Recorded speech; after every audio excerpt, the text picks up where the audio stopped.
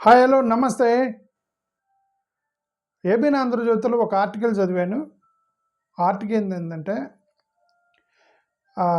India today journalist ఒక అంటాడు రాజ్యదీప్ సర్దేశాయ్ గారు రాసిన ఒక ఆర్టికల్ని వీళ్ళు తెలుగులోకి ట్రాన్స్లేట్ చేసి ఏబీఎన్ ఆంధ్రజ్యోతిలో వేశారు.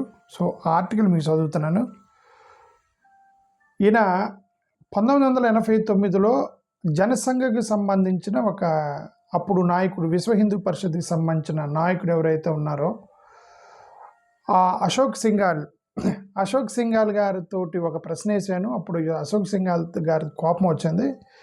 అదే ప్రశ్న నేను ఇప్పుడు వేస్తున్నాను, మరి ఇప్పుడు వీళ్ళకి కోపం వచ్చిందా లేదు అని.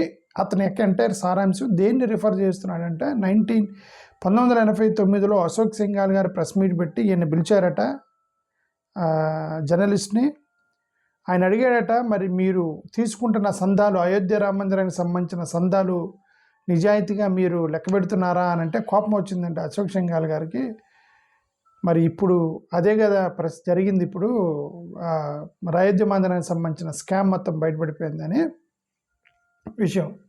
లోపలికి వెళ్ళి చూద్దాం ఇప్పుడు ఏం జరిగిందనే చూద్దాం. ఓకే, అంటే తను రాసిన ఆర్టికల్ మాత్రం చదివి వినిపిస్తున్నాం మీకు.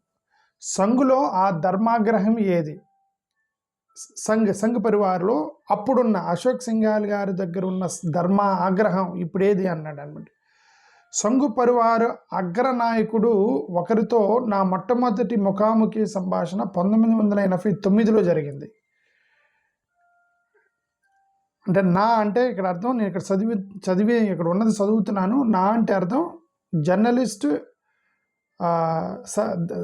రాజ్యదీప్ సర్దేశాయ్ అని అర్థం. అది గుర్తుపెట్టుకోండి. ఓకే ఓకే దివంగత అశోక్ సింఘాల్ నాడు విశ్వ హిందూ పరిషత్ అధ్యక్షుడు పాల్గొంటున్న విలేకరుల సమావేశానికి సంఘు పరివార్ అగ్రనాయకుడు ఒకరితో నా మొట్టమొదటి ముఖాముఖి సంభాషణ 1990. దివంగత అశోక్ సింఘాల్ నాడు విశ్వ హిందూ పరిషత్ అధ్యక్షుడు పాల్గొంటున్న విలేకరుల సమావేశానికి నన్ను పిలిపించారు.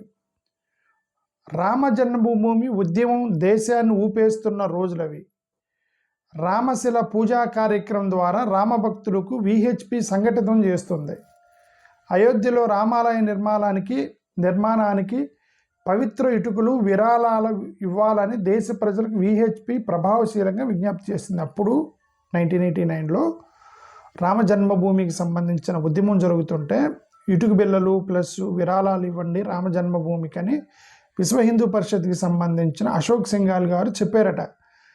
దానికి ఈయన వెళ్ళాడట, Rajdeep Sardesai one of the journalists వెళ్ళాడట అక్కడ ఇంటర్వ్యూకి. ఓకే, అయోధ్యలో ఆలయ నిర్మాణానికై ప్రజల నుంచి సేకరిస్తున్న విరాళాలకు లెక్కలు సరిగ్గా నిర్వహిస్తున్నారా అని ఆ పత్రికా గోష్ఠిలో సింఘాల్ని ప్రశ్నించాడట. ఆయన మీరు తీసుకుంటున్న మొత్తం కూడా సరిగ్గా లెక్క పెడుతున్నారా అని.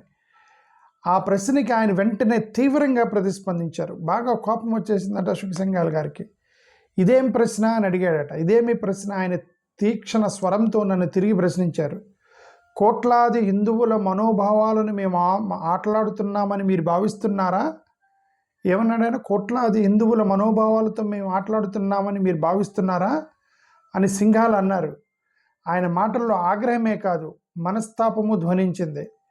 మత విశ్వాసాలను అడ్డుపెట్టుకొని తాము ఎటువంటి తప్పు చేయబోమని, హిందువుల శ్రీరామ భక్తిని తాము నిష్కామంగా గౌరవిస్తున్నామని భావోద్ధృత సింఘాల్ ప్రతిస్పందనలో ఉన్నది.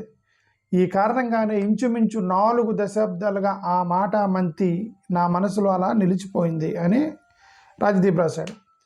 1989లో ఏ ప్రశ్న అయితే సింఘాల్ ధర్మాగ్రహానికి కారణమైందో ఇప్పుడు అదే ప్రశ్నను రామాలయ సంరక్షకులకు సంధిస్తున్నాను అని ఈయన జర్నల్ రాస్తుంది. అప్పుడు అడిగిన ప్రశ్నగా ఆయనకు కోపం వచ్చింది. ఇప్పుడు అదే ప్రశ్న మిమ్మల్ని అడుగుతున్నాను అన్నాడు. అపారంగా వచ్చిన విరాళాలకు లెక్క సరిగా చేస్తున్నారా, చూపుతున్నారా? వాటి వినియోగంపై కట్టుదిట్టమైన పర్యవేక్షణ ఉన్నదా? కోట్లాది భక్తుల విశ్వాసం, విరాళాల ఆలంబనతో నిర్మాణమైన ఆలయములో నిధులు చోరీ, దుర్వినియోగం ఎలా జరిగింది? ఈ ప్రశ్నాస్త్రాలకు గురవుతున్న వ్యక్తి శ్రీరామ జన్మభూమి తీర్థ క్షేత్ర ట్రస్టు ప్రధాన కార్యదర్శి చంపత్ రాయ్. ఈ చంపత్ రాయ్ ఎవరు అంటే విరాళాల భాగోతం రచకెక్కడంతో ఆ బాధ్యతల నుంచి వైదొలగాల్సిన ఆగత్యం ఆయనకు వచ్చిన చంపత్రాయం తప్పించారనమాట ట్రస్ట్ బోర్డు చైర్మన్గా. అశోక్ సింఘాల్ సన్నిహితుడైనటువంటి ఈయన చంపత్రాయ్, ఎవరైతే ఆ రోజు అశోక్ సింఘాల్ని ఈయన అడిగాడో ఆయనకు కోపం వచ్చిందో ఆయన సన్నిహితుడే ఈ యొక్క ఇప్పుడున్న చంపత్రాయ్. ఈ చంపత్రాయ్ ఈయన కూడా విశ్వ హిందూ పరిషత్కి ముడిపడి ఉందట. రామ్ మందిర్ నిర్మాణ ఉద్యమానికి అంకితమైన వ్యక్తిగా ప్రజల నుంచి గౌరవాధారాలు పొందుతున్న సదాచారి ఆయన. రాము వ్యక్తిగతంగా నిరాడంబరుడు, నిజాయితీపరుడు అని ఆయనతో పరిచయం ఉన్న వారందరూ చెబుతారు. అయితే వ్యక్తిగత సత్ప్రవర్తన సంస్థాగత సామర్థ్యానికి ప్రత్యామ్నాయం కాదు. ఈయన ఏమంటాడంటే, ఇప్పుడు ఎవరైతే పాపం ఈయన చంపత్రాయ్ ఎవరో ఆయన ఉన్నాడు కదా, ఆయన్ని పాపం తొలగించాల్సి వచ్చింది. అక్కడ ఉన్న జనాలు మొత్తాన్ని అడిగితే ఆయన చాలా మంచోడని చెప్తున్నారు. ఇక్కడ వ్యక్తిగత క్యారెక్టర్ మంచోడైతే ఉండొచ్చు, మీ అధ్యక్షతన అంత జాగ్రత్తగా చూసుకున్నారు రామ్ మందిర్ని అనేది ఇంపార్టెంట్ అని చెప్తున్నాడు అనమాట. భారీ నిధులకు సక్రమంగా నిర్వహించేందుకు వ్యక్తిగత నిజాయితీ మాత్రమే సరిపోదు, ప్రజలు సమకూర్చిన నిధులు సురక్షితంగా సద్వినియోగం అవ్వాలంటే వాటి లెక్కలు సక్రమంగా ఉండాలి. ఇది ఆయన చేసినట్టు ఈయన రాసింది. ఇంకా చాలామంది మొత్తం చదువుతున్నా. వాటి నిర్వహణ వృత్తి నైపుణ్యాలతో జరగాలి. మరీ ముఖ్యంగా ఆ నిధులపై కఠినమైన పర్యవేక్షణ ఉండి తీరాలి. వీటిలో ఏమాత్రం లోటుపాట్లు ఉన్నా పర్యవసానంగా కేవలం పాలనాపరమైన పొరపాట్లకే పరిమితం కాకుండా నేరపూరితమైన నిర్లక్ష్యంగా పరిణమిస్తాయి. ఏదో పొరపాటున జరిగినాయి కాదు, అవి క్రైమ్గా మారుతాయి. ఒకసారి సరిగ్గా చూసుకోకపోతే డబ్బులు దొంగతనం చేయడం మొదలెట్టినాడు, అది అలవాటుగా మారి అది పెద్ద లార్జ్ స్కేల్లో క్రైమ్ చేస్తాడని ఇతను చెప్పడం. కోట్లాది భక్తుల నమ్మకాలకు ద్రోహం చేయడానికి ఇంతకన్నా ఏమైనా ఉందా? అయోధ్యలో రామాలయ నిర్మాణానికి ప్రజలు ఇచ్చిన 100 కోట్ల రూపాయల నిధులు ఆలయ ప్రాంగణంలోనే తస్కరణకు గురి కావడం భక్తులకు నమ్మక ద్రోహం చేయడమే కదా. ఇదిగో ఈ కారణంగానే అయోధ్య అవినీతి సంఘ్ పరివారికి ఒక కలంకమైంది. భారతదేశ ప్రజా జీవితంలో ఒక గొప్ప ప్రభావశక్తిగా ఎదిగిన అనంతరం సంఘ్ పరివార్ బహుశా ప్రప్రమాదంగా ఎదుర్కొంటున్న కీర్తి ప్రతిష్టల సంక్షోభం ఇదే. దశాబ్దాలుగా రాష్ట్రీయ స్వయం సేవక్ సంఘ్ తనకు ఒక విలక్షణ కీర్తిని పెంపొందించుకుంటూ వస్తుంది. సంప్రదాయ రాజకీయాలకు భిన్నమైన కార్యాచరణ ఉన్న సంస్థ తమదని సంఘీయులు సగర్వంగా చెప్పుకుంటూ కద్దు. క్రమశిక్షణ, సేవ, జాతి నిర్మాణానికి అంకితమైన సాంస్కృతిక ఉద్యమం తమదని వారు చెప్పుకుంటారు. ధర్మరక్షణకు అంకితమైన సంస్థ తమదని, జాతి విశాల ప్రయోజనాలకు నిస్వార్థంగా పనిచేసేందుకు సురక్షితులైన వారని తమ కార్యకర్తలను సంఘ్ తెలుపుతుంది. సంఘ్ చెప్పుకుంటున్న ఈ నైతిక ఆధిక్యతే ఇప్పుడు క్లిష్ట పరిస్థితి ఎదుర్కొంటున్నారు. అయోధ్య ఆలయంలో నిధుల చోరీని ఆర్ఎస్ఎస్ ప్రధాన కార్యదర్శి దత్తాత్రేయ హోసబేలే దాన్ని ఖండించాడు. అక్రమానికి బాధ్యులైన వారిని కఠినంగా శిక్షించాలని డిమాండ్ చేయడం మంచిదే. హిందూ సమాజాన్ని అపఖ్యాతి పాలు చేసేందుకు అయోధ్య ఉదంతాన్ని ఉపయోగించుకోవడానికి హిందూ వ్యతిరేక, జాతు వ్యతిరేక శక్తులు కుట్రలు పన్నుతున్నాయని కూడా ఆయన ఖండించే టైంలో చెప్పాడు. ఇది విన్న వెంటనే ఒక ప్రశ్న అడగడం తప్పనిసరిగా అడాలి.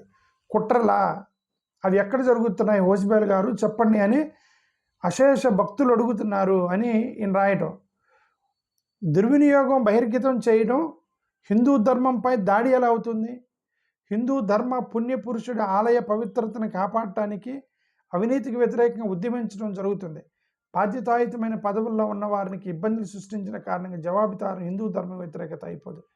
నేనేమిటంటే దత్తాత్రేయ హోసబేల్ గారు పెట్టి మాకు హిందూ ధర్మంపై దాడి చేస్తున్నాడు, కుట్ర జరుగుతుంది అంటున్నాడు. ఏమంటే అక్కడ స్కామ్ చేస్తున్నారంటే కుట్ర అంటావేంటి అని అంటాడు. నేను రామ మందిర ఉద్యమ లక్ష్య పరిపూర్ణ అయిన వేళ దానికి నైతిక మార్గదర్శకత వహించినట్టు చెప్పుకున్న ఆర్ఎస్ఎస్ ఇప్పుడు ఆ ఉద్యమం సంక్షోభంలో పడిన సమయంలో అందుకు కారణమైన సంస్థాగత వైఫల్యాల బాధ్యత నుంచి దూరం జరగడం సబబేనా? ఈ ప్రశ్న ఎందుకంటే రామజన్మభూమి ఉద్యమం కేవలం మరో రాజకీయ ఉద్యమం కాదు. ఇది సంఘ్ పరివార్ భావజాల కార్యాచరణ. ఆ భావజాలానికి అనుగుణంగా భారత్ రూపొందించడమే దాని లక్ష్యం. విహెచ్పి ఆ లక్ష్యానికి మద్దతుగా ప్రజలను సమీకరించింది. భారతీయ జనతా పార్టీ మున్నెన్నెప్పుడూ లేని రీతిలో ఆ ఉద్యమ ఆలంబనతో ఎన్నో ఎన్నికలలో విజయాలను సాధించింది. పరాకాష్ఠగా దేశ పాలనాధికారాన్ని స్వాయత్తం చేసుకున్నది. అయోధ్య ఉద్యమానికి స్ఫూర్తినిచ్చిన భావాలను సమకూర్చినది ఆర్ఎస్ఎస్ఏ. జనవరి 2024లో అయోధ్య రామాలయం బాలరాముడికి ప్రతిష్ఠ జరిగినప్పుడు భారతదేశ చరిత్రలో ఒక కొత్త అధ్యాయం ప్రారంభమైందని ప్రధానమంత్రి నరేంద్ర మోడీ అభివర్ణించారు. ఆ ఆలయ ఆరంభం చరిత్రలో హిందువులకు జరిగిన అన్యాయాన్ని సరిదిద్దే దిశగా ఒక నాగరికత న్యాయ చర్య అని కూడా ఆయన పేర్కొన్నారు. శ్రీరామ్ జన్మభూమి తీర్థక్షేత్ర ట్రస్ట్లో నియమితులైన వారందరూ సంఘ్ పరివార్ కేంద్ర ప్రభుత్వ విశ్వాసం పొందినవారనే సందేహం లేదు. ఆర్ఎస్ఎస్, బీజేపీ, విహెచ్పి నాయకత్వాలే వారిని ఎంపిక చేసి నియమించడం జరిగింది. మరి ట్రస్ట్ కార్యక్రమాల్లో చోటు చేసుకున్న అవినీతికి కొంతమంది ఉద్యోగులను మాత్రమే సస్పెండ్ చేయడం ఎంతవరకు సమంజసం? ఒక సంస్థ లేదా ఉద్యమ విజయాలనే కాకుండా దాని వైఫల్యాన్ని కూడా బాధ్యత తీసుకోవాలి కదా అని ఈయన టార్గెట్ చేశాడు ఆర్ఎస్ఎస్, బీజేపీ. నాకు అర్థమైంది, రాజదేశ్ సర్దేశాయి. ఓకే, సరే. అయోధ్య రామాలయ ఇంకెంత ఉంది సమయం? అయోధ్య రామాలయ నిర్వహణ తీరుతెన్నులపై ప్రశ్నలు కొత్తవేం కావు. అయోధ్యలో భూ సంబంధ లావాదేవీలపై ఆరోపణలు తొలుత 2022లోనే ఉన్నాయి. ఆలయ పాలనలో పారదర్శకతపై అవి తీవ్ర అనుమానాలకు తావిచ్చాయి. ఈ ఆరోపణలు అంతిమంగా న్యాయ విచారణకు రుజువవుతాయా లేదా అన్నదే అటుంచి అసలు ఇవి వెలుగులోకి వచ్చినప్పుడే ఆలయ వ్యవహారాలపై మరింత జాగ్రత్త వహించి ఉండాల్సింది కదా. కోట్లాది ప్రజల విశ్వాసంతో ముడిపడి ఉన్న సంస్థల నిర్వహణకు ఎటువంటి అపారదర్శకతకు ఆస్కారం ఉండదు కదా. అయోధ్య ఆలయంలో అవినీతి కేవలం నేరారోపణ అర్హత కంటే విస్తృత అంశం. మరి ఏ అవినీతికి పాల్పడింది, ఎవరు శిక్షార్హులు అనే విషయాన్ని దర్యాప్తు అధికారులు, న్యాయస్థానాలు నిర్ణయిస్తాయి. ఇక్కడ పరిగణలోకి తీసుకోవాల్సిన అంశం సంస్థాగత జవాబుదారీతనం. ఇది ముఖ్యం. అంటే ఆర్గనైజేషనల్ రెస్పాన్సిబిలిటీ. మీరు క్లెయిమ్ చేసుకుంటారు కదా హిందూ మత పరిరక్షణకి అది ఇదని.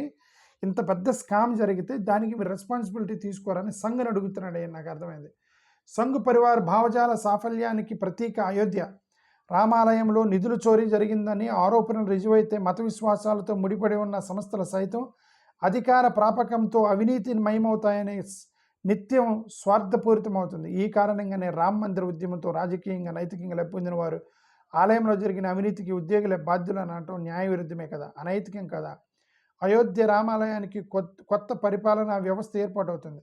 దాని ఆర్థిక వ్యవస్థను చక్కదిద్ది పటిష్టం చేస్తారు. నిధుల సంస్మరణకు పాల్పడినట్టు రుజువైన వారిని తప్పక శిక్షలు పడతాయి. అయితే దెబ్బతిన్న పేరు ప్రతిష్టల పునరుద్ధరణ సంస్థల వ్యవస్థను చక్కదినేందుకు అంత తేలిక కాదు. దెబ్బతిని ఒకసారి ఎంత రాశాడు సమేతను చాలా ఉంది. సరే చదువుదాం. శతాబ్ది ఉత్సవాలు ఫాస్ట్గా చదువుతున్నా. శతాబ్ది ఉత్సవాలు జరుపుకున్న రాష్ట్రీయ స్వయం సేవక్ సంఘ్ నేడు భారతదేశ ప్రజా జీవితంలో మునిపెన్నడూ లేని రీతిలో ప్రభావశక్తిగా వెలుగొందుతుంది. ఈ ప్రాబల్యత పాటు దాని బాధ్యతలు కూడా అంత్యస్థాయిలో పెరిగాయి. రాజకీయ పార్టీలు, ఇతర సంస్థల నుంచి తాను ఒకప్పుడు ఎటువంటి నైతిక ప్రమాణాలను డిమాండ్ చేసిందో సంఘ్ ఇప్పుడు అనే నైతిక ప్రమాణాలను తనకు వర్తింప చేసుకోవాలి. ఆలోచనలను, ఆచరణలను, అత్యున్నత నైతిక ప్రమాణాలను పాటించవలసిన బాధ్యత ఇప్పుడు సంఘ్పై ఉన్నది. దాదాపు 40 ఏళ్ల క్రితం అయోధ్య ఆర్థిక వ్యవహారాల్లో జవాబుదారీతనం గురించి నేను అడిగిన ప్రశ్న అశోక్ సింఘాల్ ఆగ్రహంతో కొట్టివేశారు. హిందువుల విశ్వాసాన్ని రామమందిర ఉద్యమం దగా చేయదని ఆయన నైతిక ధీమాతో చెప్పారు. మరి ఈరోజు అయోధ్య విరాళాల విషయంలో జవాబుదారీతనంపై ప్రశ్నకు సంఘ్ పరివార్ నాయకులు ఎవరైనా ఇటువంటి నైతిక అధికారం సమాధానం ఇవ్వగలరా? రాజకీయ అధికారం తాత్కాలమైనది. దాన్ని నేడు గెలవచ్చు, రేపు కోల్పోవచ్చు, పిదప మళ్ళీ సాధించుకోవచ్చు. నైతిక విలువలకు కట్టుబడి ఉండాలి. అరుదైన ఈ గుణశీలత ఒకసారి క్షీణిస్తే దాన్ని మళ్ళీ పొందడం చాలా కష్టం, అనంతంగా అసాధ్యం. ఇట్లు మీ వ్యాసకర్త సీనియర్ జర్నలిస్ట్ రాజదీప్ సర్దేశాయ్. ఇది న్యూస్, దానికి సంబంధించి ఒక మంచి ఆర్టికల్ రాశాడు. థ్యాంక్ యూ, నమస్కారం. అది మీకు వినిపించాలనిపించింది.